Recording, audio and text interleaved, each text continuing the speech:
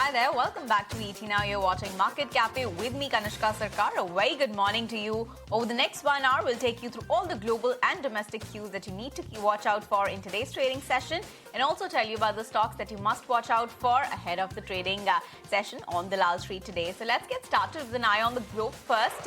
Let's see how US markets fared overnight. Now, Wall Street closed higher, with all the three key benchmarks gaining on hopes that today's jobs data that could pave way for a Fed rate cut.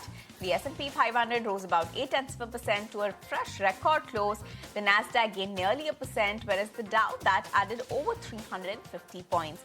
Well, if you take a look at how the week is going to be, stocks are on pace for a winning week.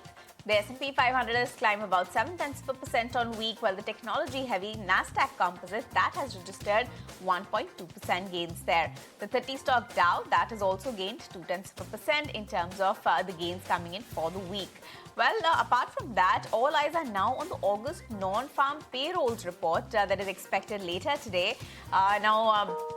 Estimates suggest that it is expected to be around 75,000 jobs added for the month of August.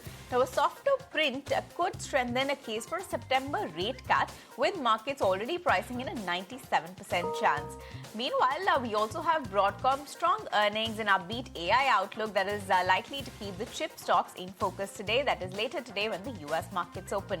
But apart from that, let's also put the spotlight on how the commodity market is shaping up. While crude prices, they extended their losses for a third straight day, with the Brent slipping towards that $66 per barrel mark, whereas the WTI that was near the $63 barrel mark.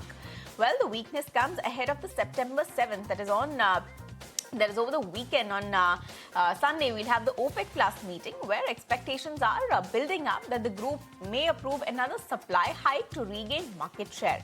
Adding to the pressure, of course, is the US data that has showed a surprise build in crude stockpiles and weekly refinery runs, while worries are also they're slowing global demand, and trade tariffs, they have kept the sentiment fragile. Now, let's also put the spotlight on how gold is looking. Now, gold is headed for a third straight weekly gain, trading near that $3,552 an ounce mark. In fact, it is near the record levels of surpassing $3,600. Now, it has come down a little bit below its record low, but still continuing to hover around that level. The metal is finding support from safe haven demand and growing bets on Federal Reserve rate cuts, as we mentioned earlier. Now, the market is very closely watching Friday's, that is today's US payrolls report. That is something that is the key to watch. Apart from that, silver is also in focus, hovering around the $40 an ounce mark after a stellar 40% rise this year on both financial and industrial demand. So that's how largely the commodity market is shaping up, and the US markets, they also ended on a positive note.